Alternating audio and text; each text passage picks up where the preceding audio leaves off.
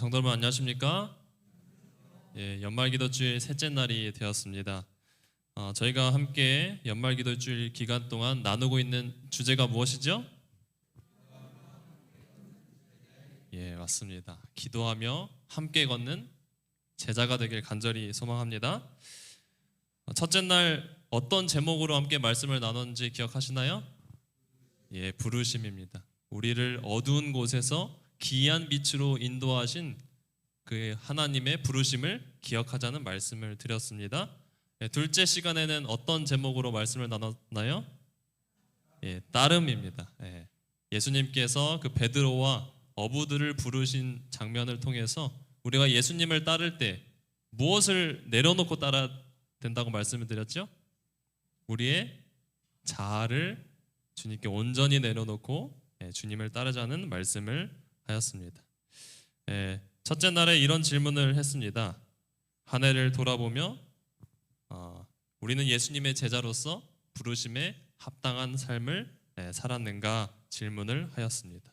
두 번째 질문은요, 우리는 예수님의 제자로서 무엇을 따르는 데에 가장 많은 시간을 소비했는가 질문을 해보았습니다. 자아 중심으로 살았는지 아니면 예수님 중심으로 살았는지 제자로서 이 질문을 하지 않고 올 한 해를 넘길 수가 없다고 말씀을 드렸습니다. 오늘은 제자도 세 번째 시간으로 뭐에 대해서 나눌까요? 오늘? 의존입니다. 우리는 부르심을 받았고 예수님을 따르는데 이제 무엇이 필요합니까? 예수님을 의존하며 따라야 합니다. 오늘 이 본문 말씀을 요한복음 15장 1절부터 11절에 있는 말씀인데요. 화면을 보시면서 한번 잘 들어보시길 바랍니다.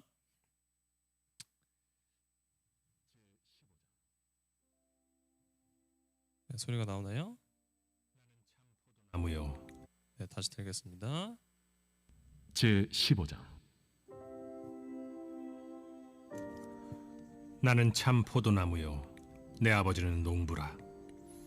무릇 내게 붙어 있어 열매를 맺지 아니하는 가지는 아버지께서 그것을 제거해 버리시고, 무릇 열매를 맺는 가지는 더 열매를 맺게 하려 하여 그것을 깨끗하게 하시느니라.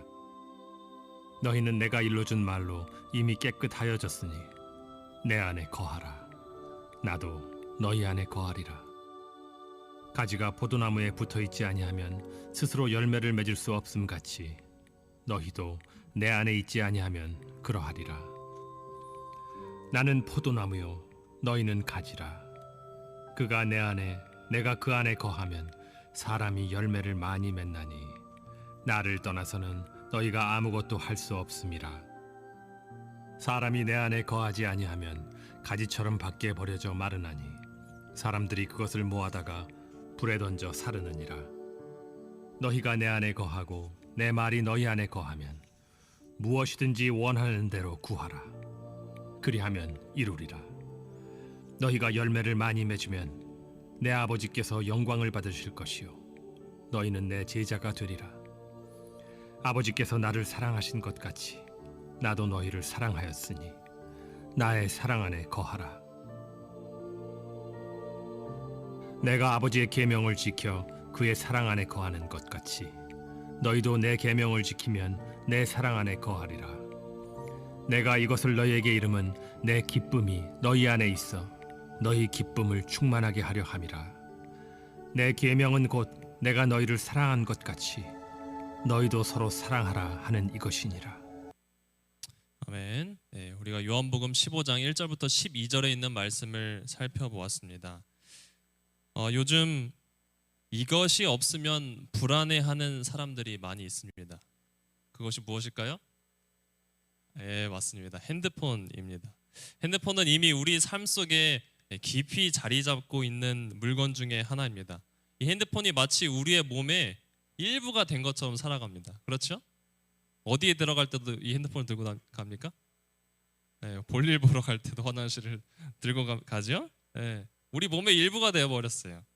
핸드폰으로 친구와 연락도 하고 핸드폰으로 쇼핑도 하고 핸드폰으로 결제도 다 가능한 시대입니다. 그러니 이 핸드폰이 없으면 일상을 살아가기가 정말 힘듭니다.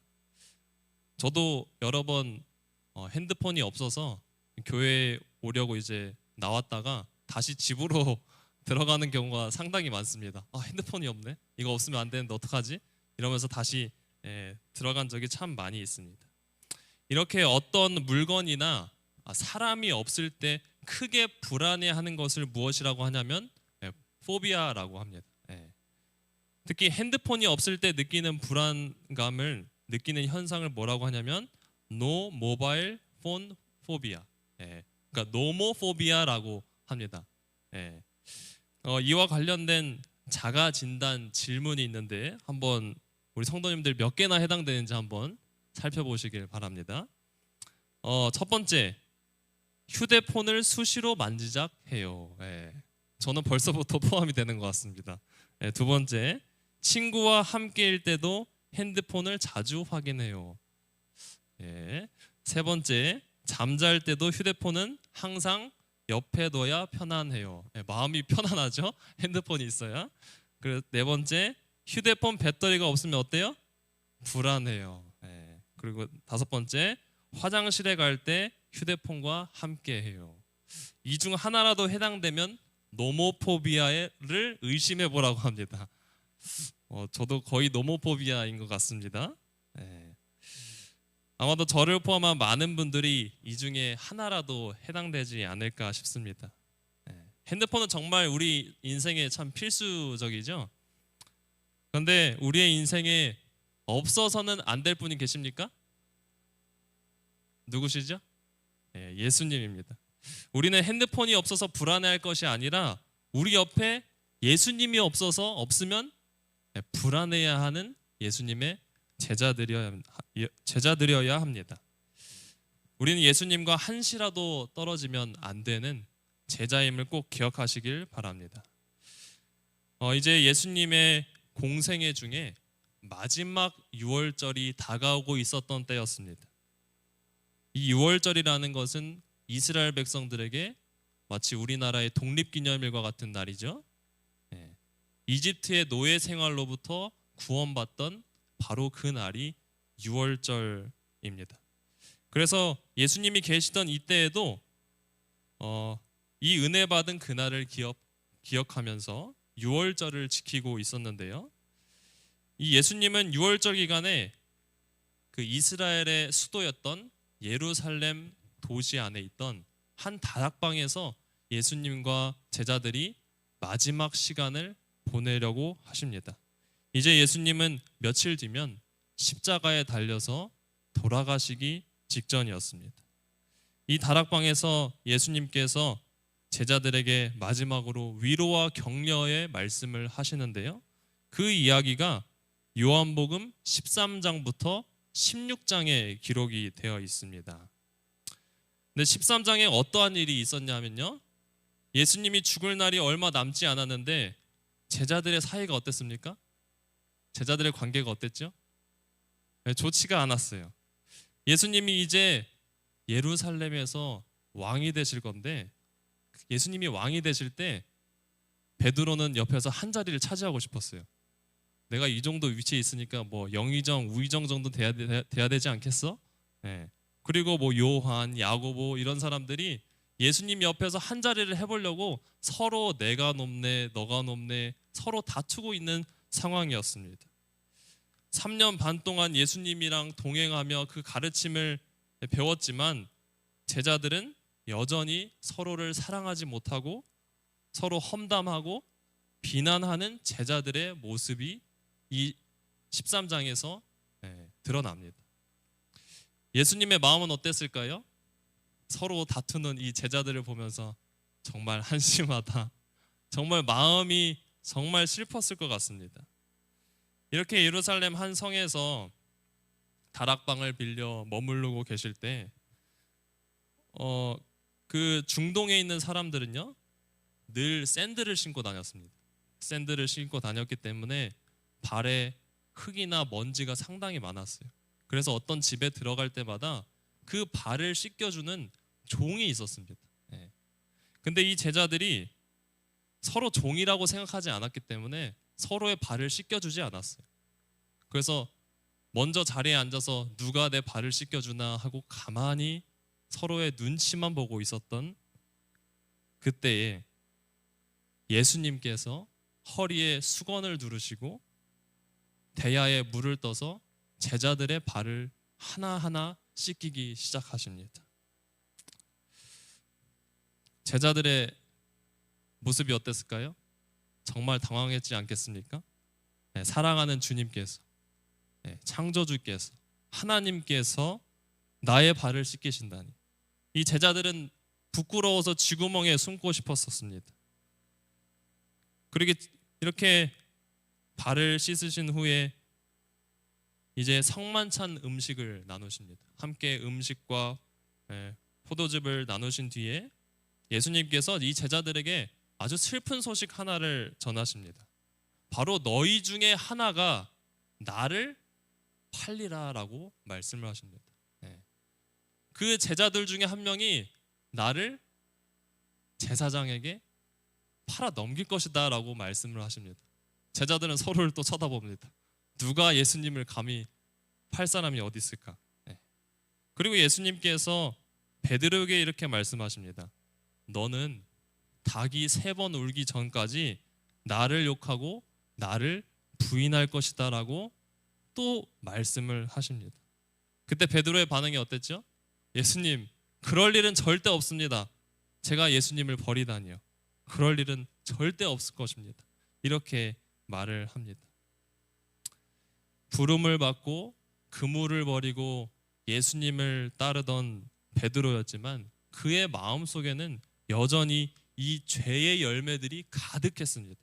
그래서 영감의 글에 보니까 이 베드로의 마음에 무엇이 있었는지 이러한 글이 있었습니다. 빨간 글씨를 함께 보겠습니다. 이기주의와 철면피함이 베드로에게 있는 것을 보셨다.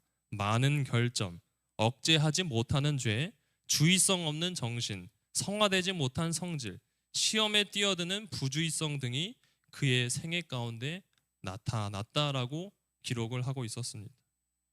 그래서 예수님은 이 제자들에게 이 마음속의 죄를 없앨 수 있는 방법, 그리고 닥쳐올 고난과 환난을 이길 수 있는 방법을 요한복음 14장, 15장, 16장에 알려주시기 시작하십니다. 예수님은 이 다락방에서 성만찬 예식을 모두 마치신 뒤에 아주 늦은 밤에 늘 기도하시던 어디로 떠났을까요? 감람산으로 제자들과 함께 떠나십니다. 여기 앞에 보시면 예루살렘의 지도가 있는데요. 저기 가운데 중간에 보면 헤롯 성전이라고 하는 아주 큰 성전이 있습니다. 여기 바로 뒤쪽에 표시한 곳에 감람산이 있었는데요. 예수님께서 아래 도시에서 출발하셔서 이게 측면도입니다. 이 예루살렘 성에서 기온샘을 건너 이 옆에 있는 감람산으로 제자들과 함께 향하고 계셨습니다. 바로 이 감람산으로 향하는 도중에 예수님께서 감람산 기슭에 있는 어디에서?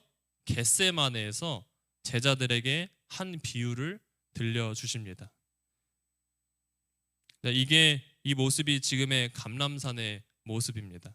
이곳을 지나가시면서 예수님이 제자들에게 희망과 용기를 줄 하나의 예증을 드시는데 그 예증이 바로 이 이야기입니다.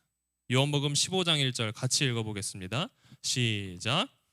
나는 참 포도나무요 내 아버지는 농부라. 이 당시 감람산에는 정말 다양한 수목들이 있었습니다. 다양한 나무들이 있었는데요. 뭐 종려나무, 뭐 흔히 야자수라고 하는 길쭉하고 멋지게 생긴 나무죠.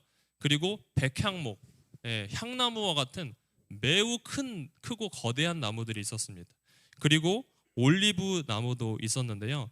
예수님께서는 그렇게 멋진 종려나무와 백향목과 올리브 나무가 내가 아니라 뭐가 나라고요? 포도나무다. 나는 참 포도나무요 내 아버지는 농부라라고 말씀을 하십니다. 이렇게 멋지고 잘생긴 나무들이 많이 있는데 왜 예수님은 자신을 참 포도나무라고 말씀을 하셨을까요? 포도나무를 키워보신 분이 계십니까 혹시? 네. 이 포도나무는 가만히 땅바닥에 심어 놓으면 그냥 바닥으로 넓게 퍼집니다. 네. 이 포도나무는 포도나무를 지탱할 수 있는 지주대가 있어야만 그것을 타고 햇빛을 받으러 높이 올라갈 수 있는 것이 바로 포도나무입니다. 예수님께서 나는 참 포도나무요 내 아버지는 농부라라고 하신 이 말씀 안에는 육신으로 오신 이 예수님께서 하나님 아버지를 절대적으로 의존하며 살아갔다는 것을 말씀하시는 것이었습니다. 그래서 예수님은 이렇게 말씀하십니다. 내가 아무것도 스스로 할 수 없다. 나는 하나님을 의지하며 내 평생을 살았다라고 말씀을 하십니다. 육신으로 오신 이 예수님조차도 아버지에게 의지하며 사셨는데 우리는 얼마나 더 하나님께 의지하며 살아야 하겠습니까? 그리고 이 구약 성경을 보면 하나님께서는 이스라엘 백성들을 늘 포도나무로 비유하신 것을 알 수 있습니다. 여기 이스라엘의 한 포도나무인데요. 포도가 주렁주렁 열렸죠. 네. 하나님께서는 이스라엘 백성들을 포도나무에 비유를 하셨는데요. 이사야서 말씀해 보니까 이런 말씀이 있습니다. 같이 읽어보겠습니다. 시작. 땅을 파서 돌을 제하고 극상품 포도나무를 심었도다.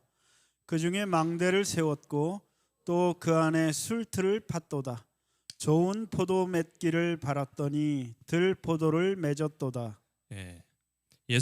하나님께서 애굽 땅에서 종노릇하던 이 이스라엘 백성들을 애굽 땅에서 옮겨서 가나안 땅에 심었습니다. 예. 극상품 포도나무를 심었습니다. 그래서 하나님께서는 극상품 포도나무 열매 맺기를 간절히 기다리신 것입니다.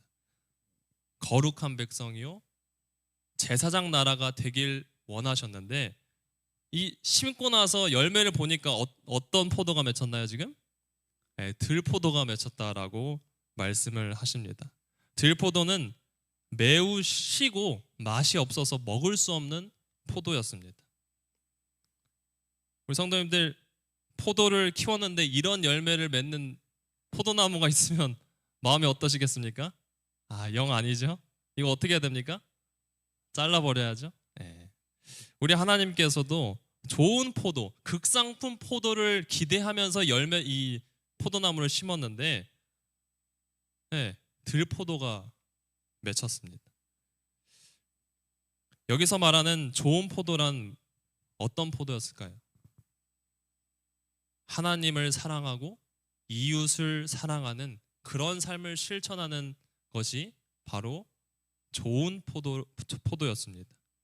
반면 들포도는 무슨 포도였냐면 풍요로움만 원하고 나누지 않는 삶, 자아 중심의 삶의 열매를 맺는 사람들 보고 하나님께서는 들포도라고 말씀을 하셨습니다.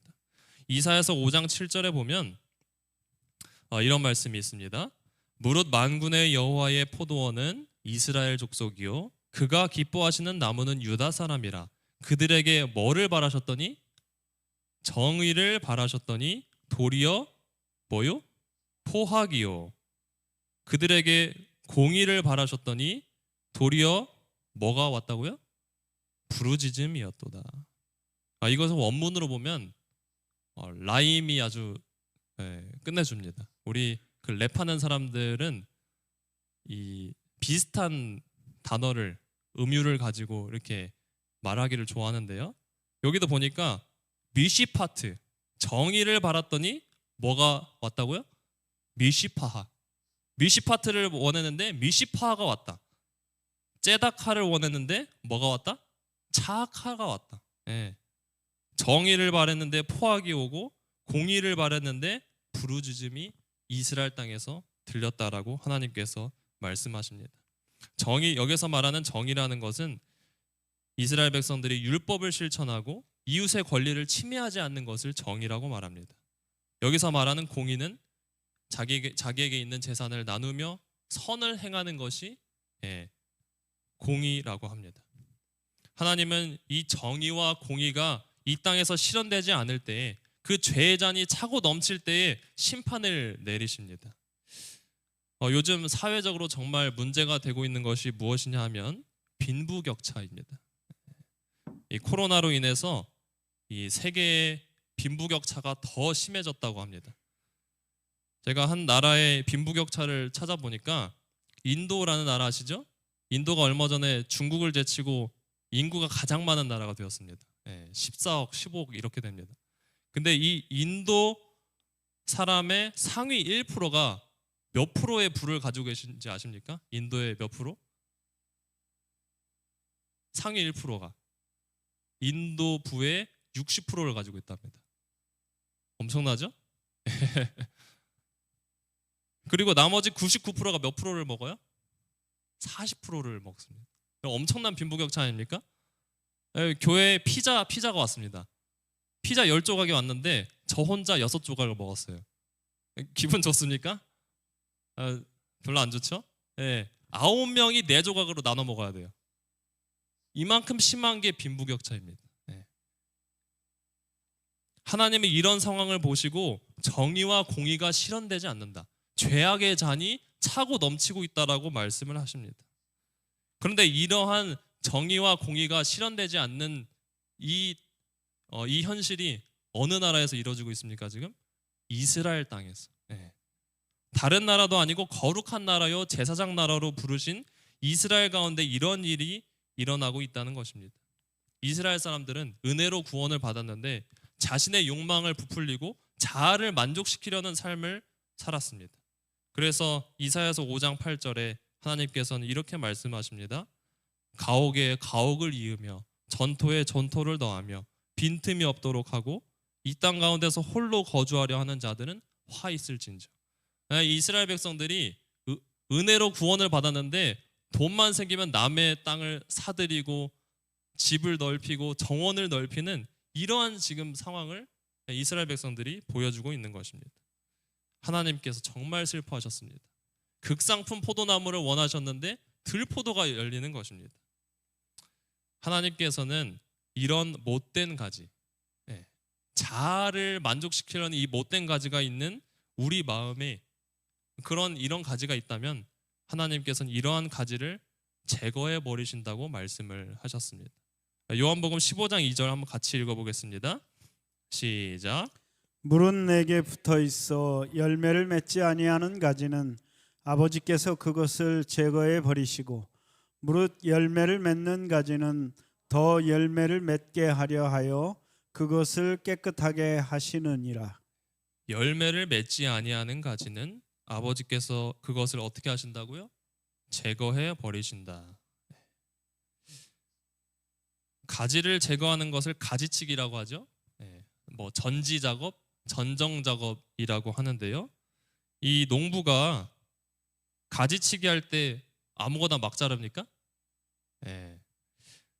이 땅에 늘어지는 가지는 어떻게 합니까?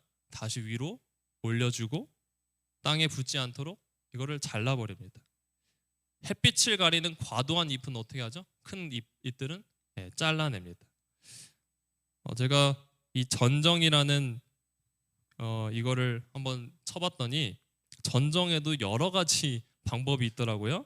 여기 보면은 왼쪽에 필요 없는 가지가 이렇게 많습니다. 상향지, 수직으로 나뭇가지로 올라가는 가지고요. 도장지, 길게 뻗은 가지, 또 땅가지, 나무 바로 곁에서 나는 가지, 그리고 굵은 가지도 잘라야 되고요.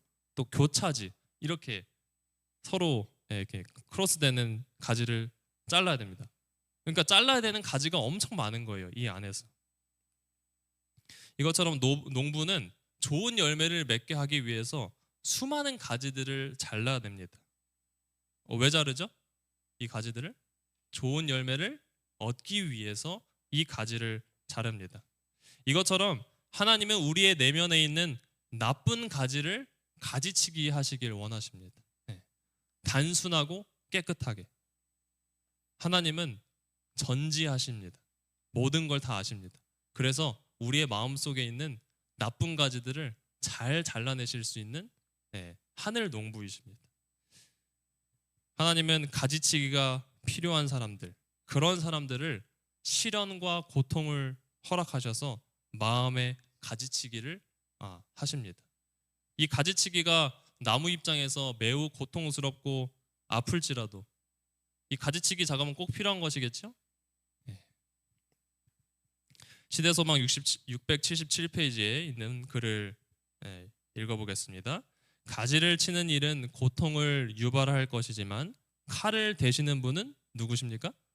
아버지시다. 아버지께서는 난폭한 손으로나 무관심한 마음으로 일하지 않으신다.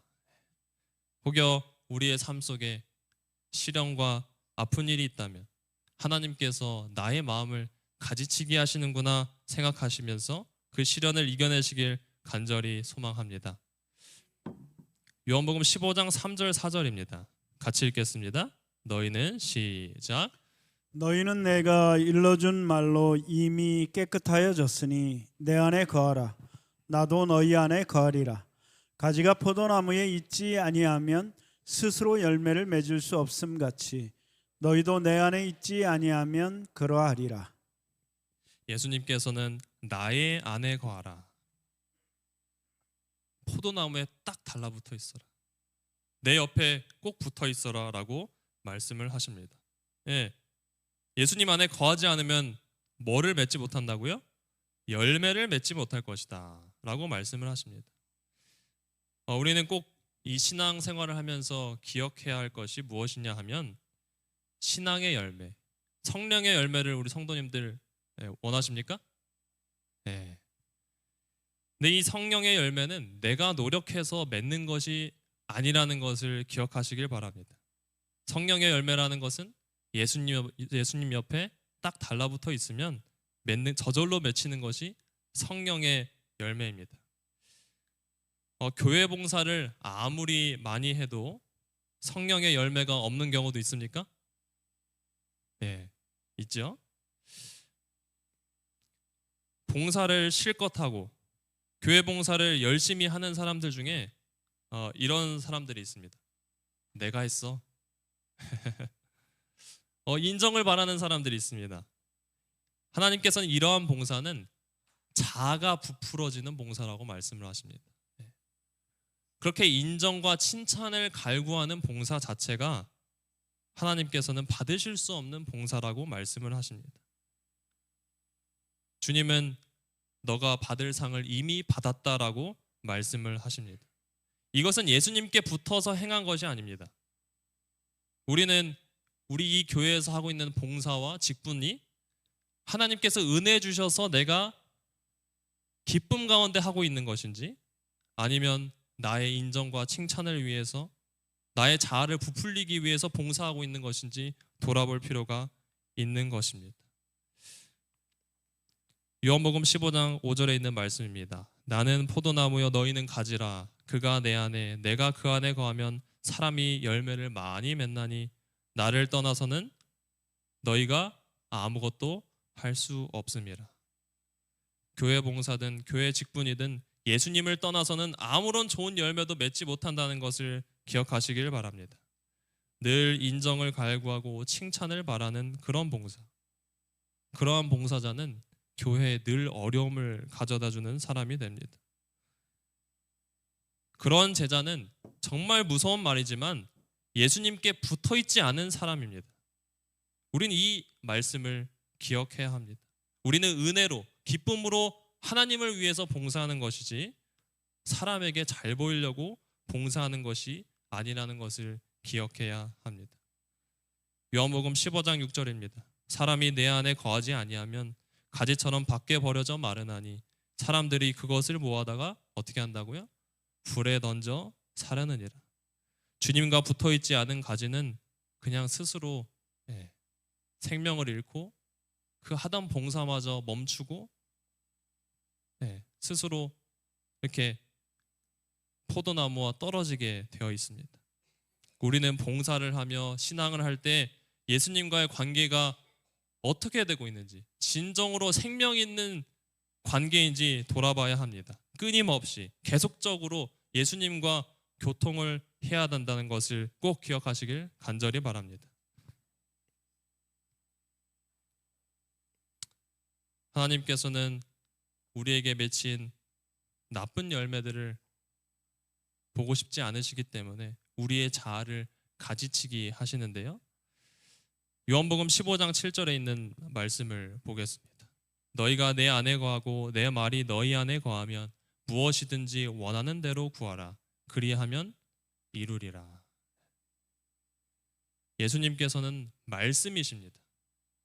따라서 우리가 봉사를 할 때, 교회 직분을 맡을 때 누구를 만나지 않으면 안 됩니까? 말씀이신 예수님을 만나지 않고 봉사를 해서는 안 됩니다. 우리는 늘 이 말씀을 가까이 하고 하나님의 생각, 예수님의 마음이 우리의 마음속에 거할 수 있도록 말씀과 늘 가까이 해야 하는 것입니다. 하나님의 입으로 나오는 모든 말씀으로 사는 사람들은 열매를 잔뜩 맺게 될 텐데요. 요한복음 15장 8절입니다. 너희가 열매를 많이 맺으면 내 아버지께서 영광을 받으실 것이요 너희는 내 제자가 되리라.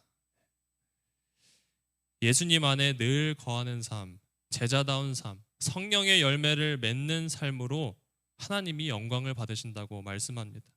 그런 사람이 나의 제자가 될 것이라고 말씀을 하십니다. 여기서 말하는 열매, 이 열매는 구체적으로 하나님을 사랑하고 이웃을 사랑하는 삶으로 드러나게 되어 있습니다. 여기에 있는 저와 우리 성도님들 모두 예수님의 손과 발이 되어서 기쁨으로 나의 재능과 능력을 사용하는 그런 제자들이 되길 간절히 소망합니다. 다른 사람의 구원을 위해 기뻐하며 봉사하는 사람이 되길 간절히 소망합니다. 혹시 성도님들 중에 이 한 포도나무에 포도송이가 최대 몇 개까지 맺힐 수 있는지 아십니까? 지금 세상에서 가장 많이 이 한 포도나무에 많은 열매가 맺힌 이 기네스북에 오른 이 포도나무가 우리나라 전북 고창군에 있다고 합니다. 여기 앞에 보이시는 이 포도나무가 바로 그 기네스북에 오른 포도나무인데요. 이 기네스북에 오른 포도나무에는 한 나무에 무려 4,000송이가 맺힌다고 합니다. 몇 개요? 4,000송이요. 이 포도나무를 한 포도나무에 4,000송이가 맺히게 하기 위해서 이 포도나무의 주인이 얼마나 많은 노력을 했는지 한번 영상을 통해 한번 보시길 바랍니다.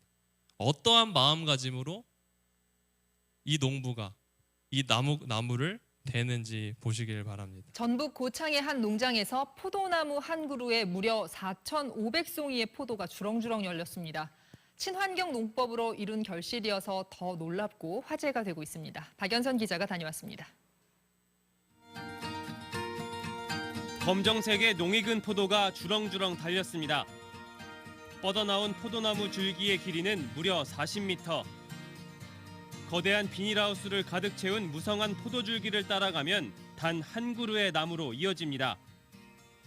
14년 전 심은 이 포도나무 한 그루에만 4,500송이가 달렸습니다. 일반적인 포도나무보다 100배나 많은 송이가 맺힌 겁니다. 한 1m 떨어져서 물을 줘요. 또 시들거리면 더 멀리 물을 주고 해서 이 나무가 갖고 있는 유전 능력을 뿌리가 나와서 너희들이 물을 먹어라. 내가 갖다 주지 않겠다. 어려서부터 그렇게 교육을 시켜가지고 세계적으로도 유례가 없는 나무의 비결은 친환경 유기농법에 있습니다. 이 농가만의 특제 비료에는 두부 비지와 대나무, 참나무 톱밥이 들어갑니다. 천연 재료를 넣어 정성껏 만든 비료는 면역력을 강하게 만들었고 농약 한 번 치지 않은 철저한 토양 관리로 포도나무에는 생기가 넘칩니다. 직접 만든 통풍 장치로 24시간 쾌적한 환경까지 만들어주면서 유난히 더웠던 올여름도 거뜬히 넘겼습니다. 이렇게 한 그루에서 4,500송이가 달리게 되는 그 기본 바탕에는 토양부터 살리는 친환경의 어떤 원칙들을 고수했기 때문에 이 농장이 보유한 20여 그루의 포도나무는 모두 1,000송이가 넘는 포도가 달려 있습니다. 자식을 대하듯 나무를 존중하는 농가의 노력이 기적 같은 광경을 만들어내고 있습니다. MBC 뉴스 박연선입니다. 예, 엄청난 포도나무죠. 이 농부가 이 포도나무를 기르기 위해서 얼마나 많은 노력을 했겠습니까? 물을 어디다 얼마나 떨어진 데서 물을 줘요? 1m 떨어진 곳에다 물을 줍니다. 그럼 이 포도나무가 그 물을 마시기 위해서 뿌리가 거기까지 가는 것입니다. 그렇게 강하게 키우고 또 친환경 재료로 이 포도나무를 기르고 또 얼마나 수많은 가지치기를 했기에 이렇게 수많은 열매를 맺을 수 있었을까요? 정말 자식을 대하는 마음으로 포도나무를 대한 이 농부의 마음과 우리 하나님 아버지의 마음이 정말 비슷할 것이라고 생각이 들었습니다. 하늘 아버지이신 우리 아버지는 어떤 자세로 우리를 가지치기 하실까요? 정말 섬세하게 작업하지 않으시겠습니까? 정말 하나님의 그 손길 하나하나가 우리의 삶 속에 얼마나 은혜로 젖어들어 있는지 돌아보시기를 간절히 바랍니다. 하나님은 우리가 살아있는 동안에는 가지치기를 계속해서 하십니다. 우리의 마음속에서 자라나고 있는 헛된 허영심, 교만, 그리고 인정욕구, 칭찬욕구, 여러 가지 우리 마음속에 있는 가지들을 면밀하게 잘라내시고 좋은 열매가 맺도록 우리를 인도하실 것입니다. 여기에 있는 저와 우리 성도 여러분 모두 이런 하나님의 손길에 우리의 인생을 모두 맡기며 의지하는 성도님들이 되길 간절히 소망합니다. 그리하면 주님이 풍성한 열매를 맺게 해주실 것을 믿습니다. 이렇게 서로 치고받고 싸우는 제자들에게, 여전히 자아를 내려놓지 못하고 싸우고 있는 제자들에게 예수님께서 이 포도나무 비유를 들려주시면서 너희는 나에게서 오는 생명을 받아 먹어야만 온 세상에 복음을 전할 수 있을 것이라고 말씀을 하십니다. 그리고 예수님께서 마지막으로 이렇게 명령을 하십니다. 아버지께서 나를 사랑하신 것 같이 나도 너희를 사랑하였으니 나의 사랑 안에 거하라. 내가 아버지의 계명을 지켜 그의 사랑 안에 거하는 것 같이 너희도 내 계명을 지키면 내 사랑 안에 거하리라. 이 제자들이 치고받고 싸우고 있을 때 예수님이 그들을 얼마나 사랑하였는지 기억하라고 하셨습니다. 종된 자세로 늘 그들의 발을 씻기는 그 예수님의 섬김의 자세를 배우라고 하셨습니다. 그리고 포도나무 비유를 통해서 예수님 안에 거하는 것이 무엇인지 알려주셨습니다. 새 계명을 너에게 주노니 서로 사랑하라. 내가 너희를 사랑한 것 같이 너희도 서로 사랑하라. 이 계명이 우리의 마음속에 온전히 자리 잡아 서로를 사랑하고 또 우리 성도님들을 서로 사랑하며 이웃들이 이 교회를 보고 어떻게 저 교회는 저렇게 사랑할 수 있을까? 그러한 생각이 들도록 이 교회가 서로 사랑하는 그러한 교회가 될 수 있도록 간절히 소망합니다. 온전히 주만 의지하며 또 포도나무이신 예수님에게 온전히 매달려 있는 또 올 한 해 내년도가 되길 간절히 소망하며 말씀을 줄이도록 하겠습니다. 이제 청년들 나와서 호소창을 부르도록 하겠습니다.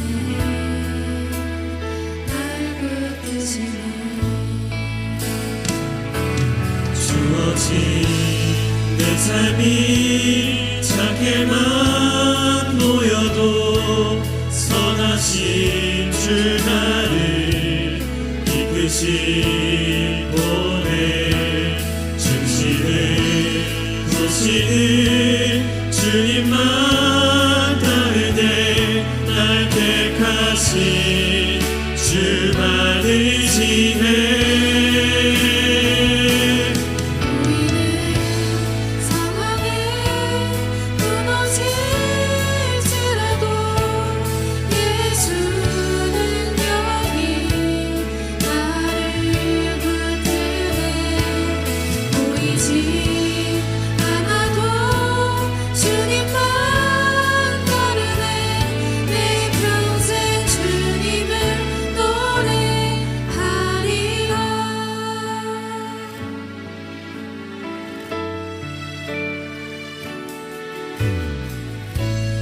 모든 일을 선으로 이겨내고 죄의 유혹을 따르지 않게 나를 구원하신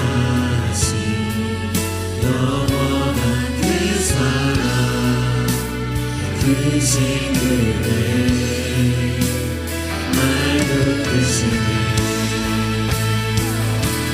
주어진 내 삶이 작게만 보여도 선하신 주 나를 이끄신 보내 중심을 보시는 주님만 따르네 날 택하신 주만을 지내